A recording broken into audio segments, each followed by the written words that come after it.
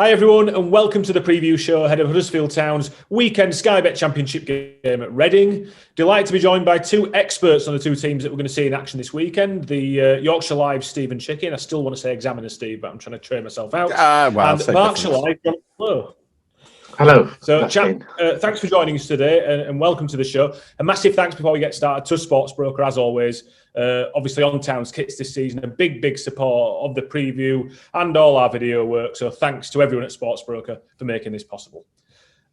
Steve, we'll start with Jonathan first, if that's okay. And I'm going to go into Reading a little bit, so bear with me while we go through this. I will get to you. But, Jonathan, thanks for joining us. As you said, you're effectively Stephen's equivalent at Berkshire Live, so you cover Reading week in, week out.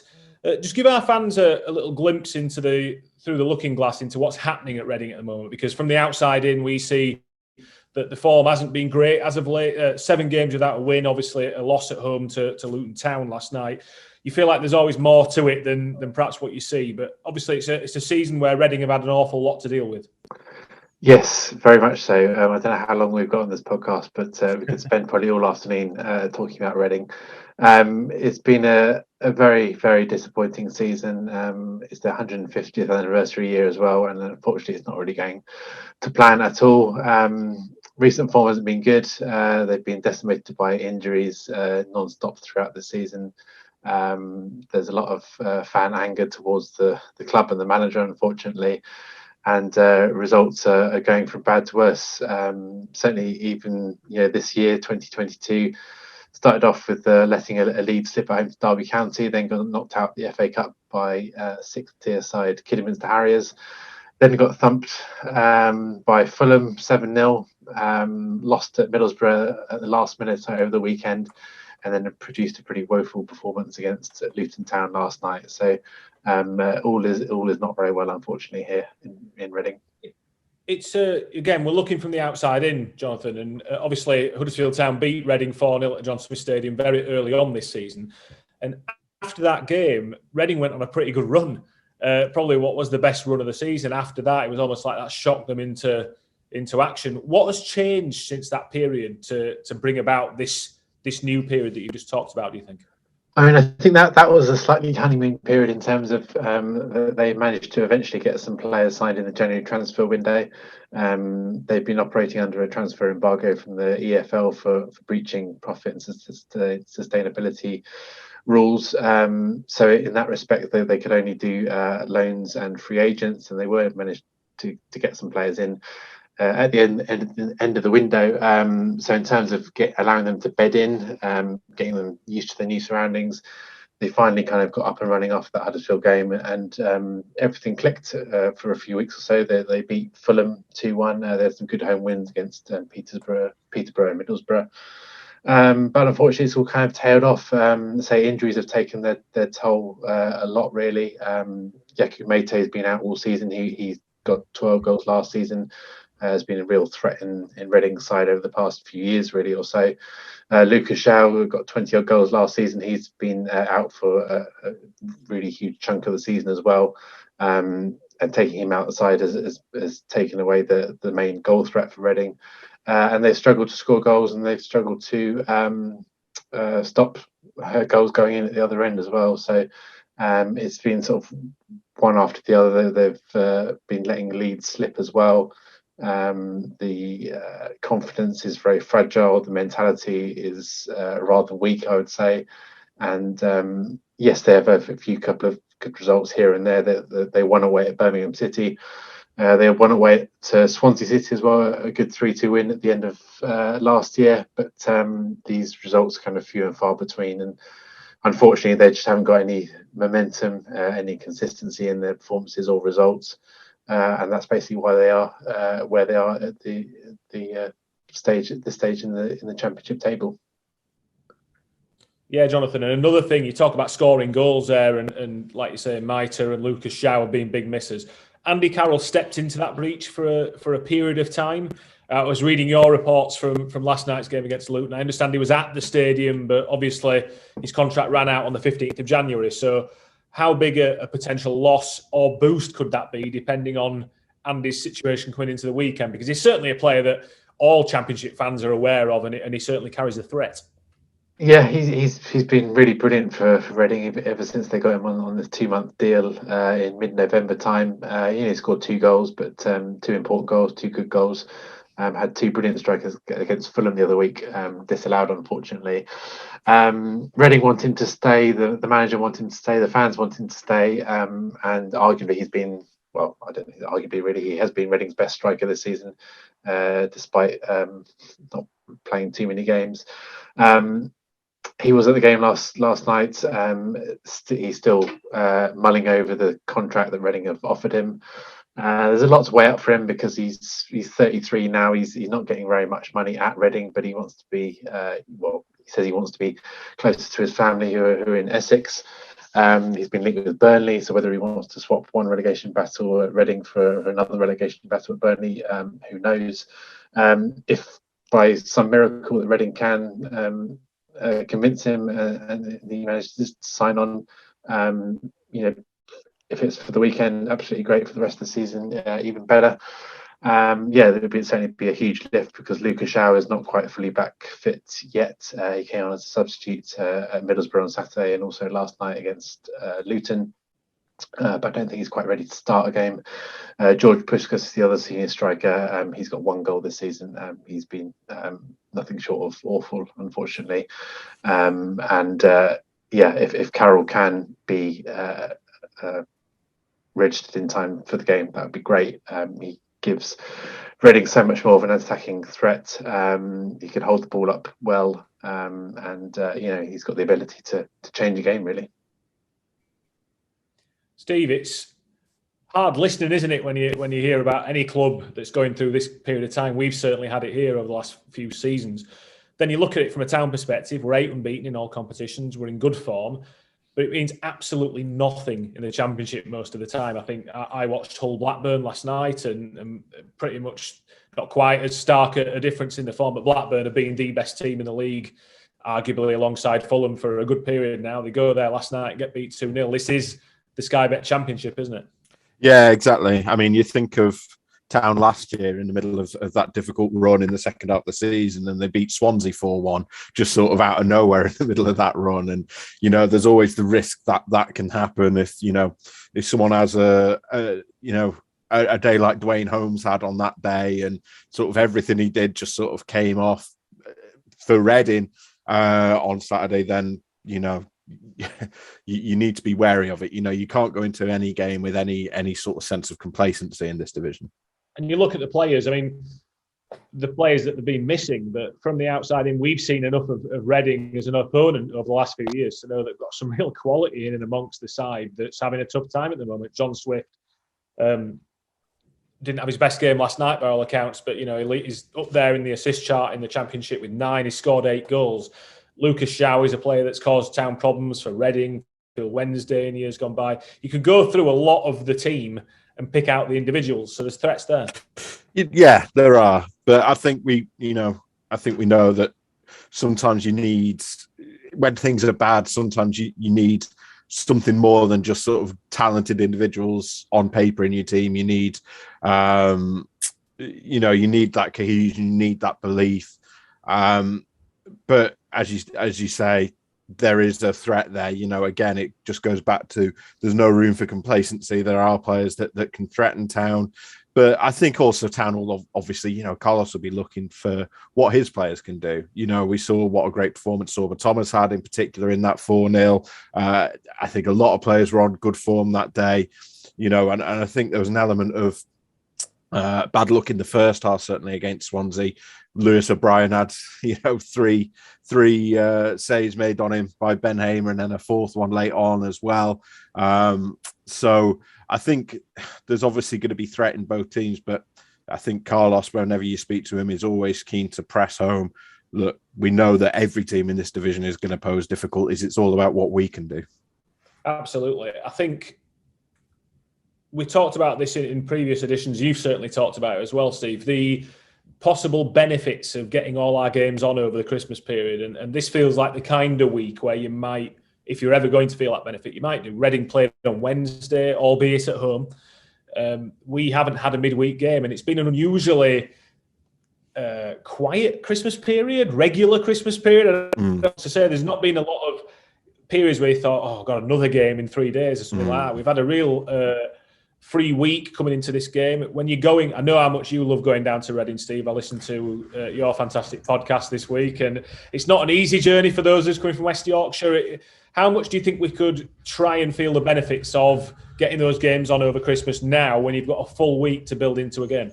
Yeah, I mean, when I've looked at it before, I've not found a huge statistical difference sort of between a team that's played in midweek versus one that hasn't. But what I think you could see is a benefit to those teams that aren't playing loads of games in a row. You know, the teams that have had a lot of postponements are going to have a lot more Saturday, Tuesday kind of schedule. And I think that's where you feel the toll of it. We saw it with Rotherham last season, for instance. You know, they ended up having to catch up on a load of games, and it really hurt their chances, you know. So, yeah, I mean, Reading have had a tough run, both in their results and in terms of how often they've had to play. You know, they've had 5 games already this year since the turn of the new year, where Town have only had 3. So, yeah, we might feel that pile up, but I think there's also an argument, you know, that there's a bit of momentum. And, you know, they had a run throughout December where they didn't have many games. You know, they didn't play. Their last game of 2021 was on the 11th. So you think, well, maybe there was a bit of rust there, and some of the players, and I know there's a couple of players back from injury as well. So I think you can look at it one or two ways, really. Jonathan, with everything you've said, what can Reading change, in your opinion? So given the players they have at the disposal, you talked about a couple of players coming back, possibly from the injury list. Where do you think they go from here? Because is it okay, from what you're saying, it feels like something needs to change on the pitch to bring around a turn of results. What do you think Huddersfield Town, what do you think Town fans might see come the weekend in terms of trying something different or a glimmer of hope for Reading fans? It's a good question, because I mean, you can't really fix confidence, you can't fix mentality overnight, can you? I mean, I think the big thing for Reading is that they should have their 2 senior fullbacks back, Andy Carroll and Bubba Rahman, who've been away with Ghana at AFCON. They were obviously expected to be away for longer, but Ghana were knocked out of the group stages of the competition. So having them back is a big boost, because Reading haven't had any, don't have any backup or senior backups for them. They played 2 youngsters last night, Tyrrell Ashcroft at right back and Ethan Bristow at left back. You know, who put in a shift and were good enough, but certainly not at the level of Rahman and Yedom. So that gives a lot of more of a sort of experience and nous in the back line, and also sort of attacking threat down the flanks. I mean, a lot of fans are calling for change of formation, playing perhaps two strikers up front. But it's not something that really Paunovic tends to do, even though Puskas has had a horrid time of it this season.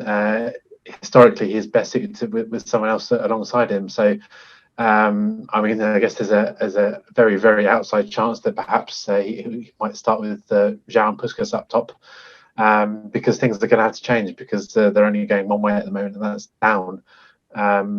They haven't got too much ability to switch formations too much. I mean, they can go 3 at the back. They can potentially go kind of 3-4-3, 3-5-2. You know, they do have players who can do that, but whether they will do that, Paunovic is kind of pretty much, he likes his 4-2-3-1. And we'll have to see how that pans out, and it all kind of depends on injuries as well. So even though there's no new injuries, I think from last night, thank God. So in terms of what can change, I don't think there'll be too much.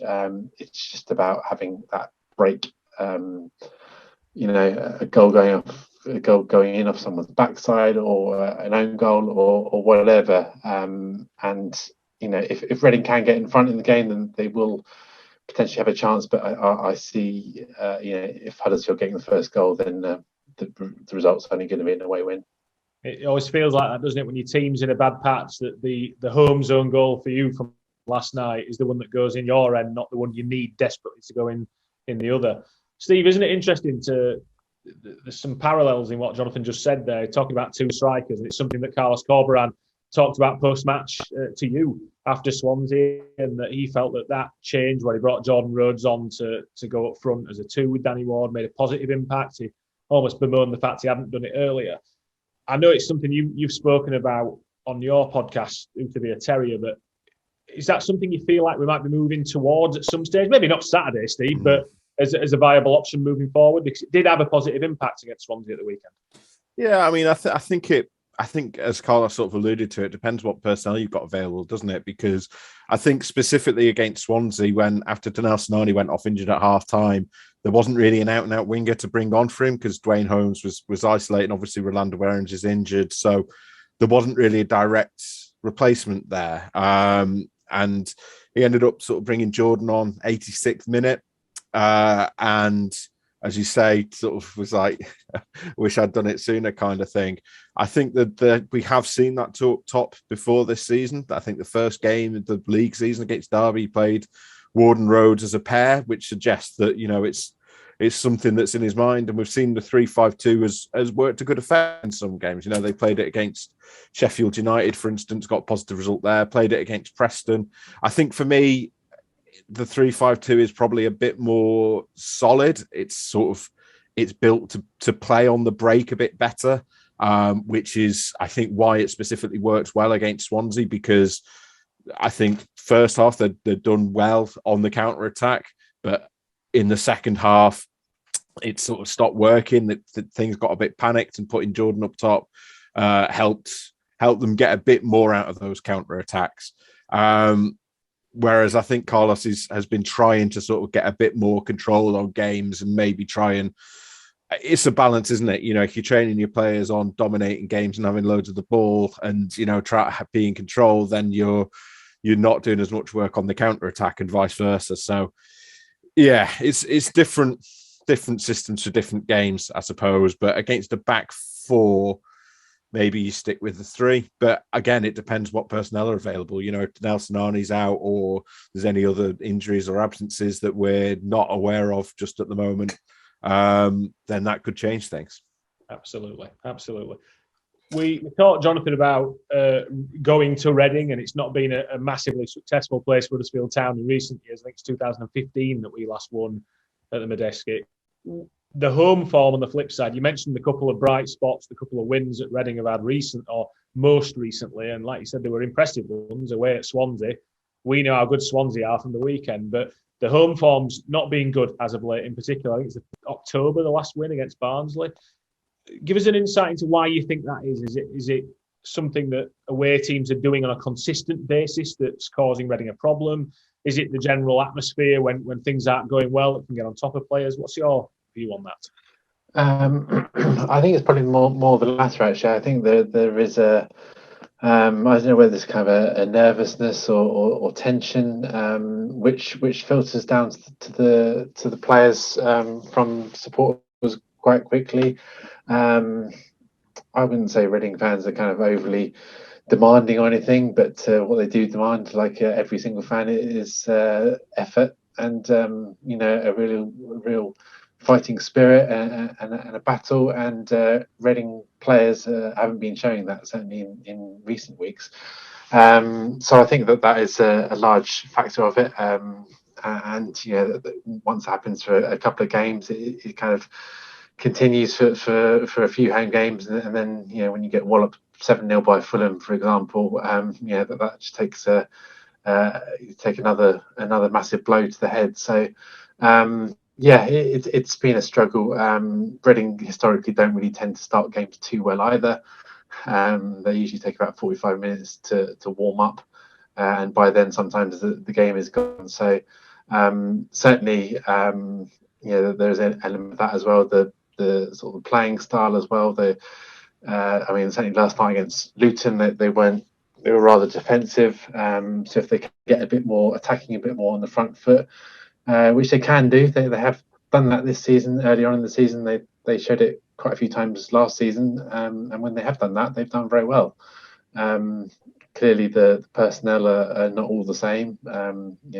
Losing the likes of Michael Olise and Omar Richards over summer last year was a big blow. There were two very influential players, and obviously we've talked about Yaku Mete and Lucas Shaw as well. So yeah, it's kind of a combination of things of having that urgency and anger and desire to start the game well. If they do that, then things go well. But it's a big if at the moment, and unfortunately at the moment they've if they do play with that, it's often too little, too late, and sides have got ahead and are not going to surrender a lead. Steve, we always like to finish these with a Huddersfield Town perspective, and you mentioned it earlier that Carlos will be going there concentrating on what our players can do this weekend. After Swansea, there was a bit of disappointment after Swansea. I think it's undeniable. The second half didn't go as we wanted. We got pegged back. We're coming to the game 8 unbeaten.